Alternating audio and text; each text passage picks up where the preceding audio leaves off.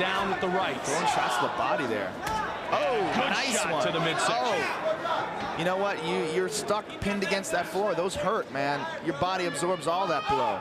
That's one of Dwayne Ludwig's favorite techniques.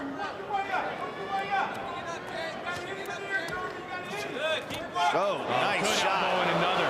Good ground and pound by this Gracie Jiu-Jitsu expert, Nick Diaz. Yeah, again, this is Nick Diaz's world. Jeremy Jackson's just gonna survive here.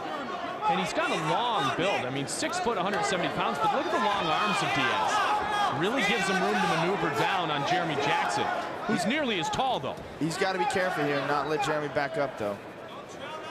All right, now he's going to pass the guard. See, his left leg comes up again. He tries to get a hold of the thigh, and he pushes that thigh down. And he's going to try to slide his right leg out and mount. There he goes. And he did it. He's in side control. He's not quite mounted yet. And Nick Diaz, Jeremy Jackson still has his leg inside on Nick Diaz. Oh, the scramble. Uh-oh, uh-oh. He's got his back. Nick Diaz got his back. See, this is the difference in skill level. Nick Diaz is much better on the ground than Jeremy Jackson. Looking to finish it by submission. 2 minutes into the second round. He's going to hold on right here, and he's going to try to roll him over, and while in the process of rolling him, get his right leg in. He wants to get his right hook in. His right leg in between Jeremy Jackson's leg and his arm. That little space there, that's the hook. He wants to stick it in there so he can control him and then choke him. The leverage is so important on the choke, and Jackson lost him in the roll, though. Avoid it. He lost him in the roll, though. Let's see Nick Diaz's guard here. The key was not getting the legs in, Joe, and not being able to leverage out, right? Yes, absolutely. And he's got to be very careful here. If Jeremy Jackson's punches are very strong, he can really rock him here, a la Cal Uno and Fabiano Iha. Fabiano Iha was knocked out from the guard. You know, it's a defensive position, but you know this guy can still punch. If you get caught down there, you can still get knocked out. Jackson in the guard, of course. Diaz, jiu-jitsu background, just 20 years old, very comfortable on his back.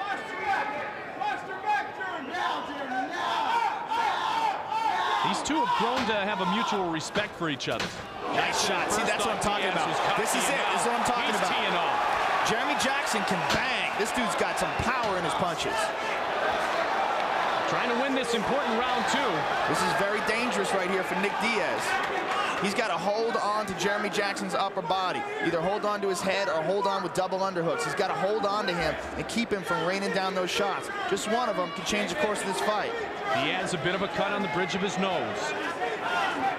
It looks like Diaz is going for an omoplata here, which is a shoulder lock. Diaz is bloodied up a bit. He's going to roll this. This is it, the omoplata right here. If he can get his left leg beside Jeremy's head, he can roll over and get that shoulder lock. You let it go. A couple of submission attempts here in round 2 have failed. Credit Jackson for that? Oh, absolutely. Jackson's a tough dude. He's here to win. I mean, this is for bragging rights. These guys are 1-1 against each other. There's been a lot of trash talk. And this is on a much larger stage. This is on the UFC stage. And the winner will advance in the minds of the UFC promoters and matchmakers and have a chance to be a factor in this welterweight division. Not that the loser won't, but the winner will escalate his status much more quickly. Absolutely. This is the big show. You know, 1-1 in the other shows, that means something, but whoever wins this in the UFC, that means everything. Debut for both here in the world-famous Octagon. Just about 20 seconds remains in round number 2. Nick Diaz is doing a good job here of holding Jeremy Jackson down. He learned from those punches. He does not want to take a beating like that. It looks like he's rolling for a Kimura. See how he's getting it? Oh, slipped out. See, this is a dangerous spot. I'll tell you, you could very easily give round 1 to Diaz and round 2 to Jeremy Jackson. And they will go to round 3. This is third and final round. Very interesting matchup between two totally different styles. One guy very good on his feet and one guy very good on the ground. Diaz is anxious. He was already in the center of the octagon. There's Jackson.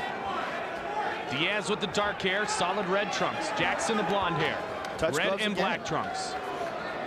Just trying to cut off a few seconds of a possible takedown, probably. Touch my hands and don't take me down. Jeremy's looking to swing here.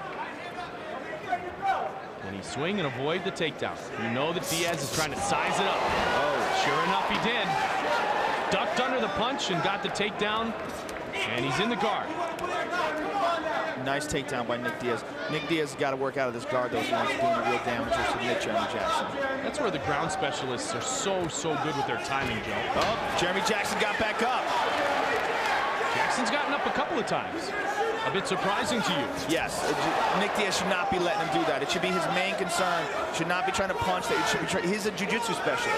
He should be trying to hold Jeremy Jackson down and control him and possibly submit him, or at the very least, mount him so he can really land effective blows and Jeremy can't defend himself. Remember, aggression is one of the judges' criteria. If we do get this fight to render a decision.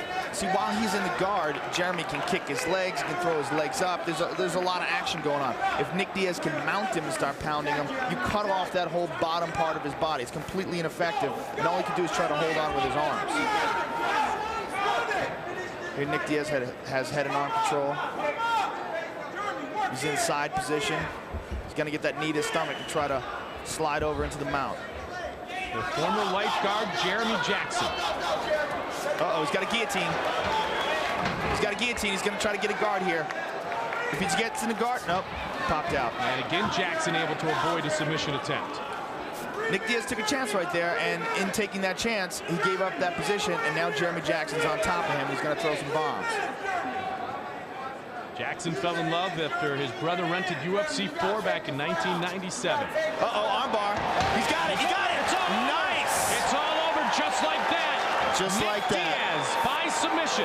An armbar victory over Jeremy Jackson. He locks down his right arm, throws his legs up.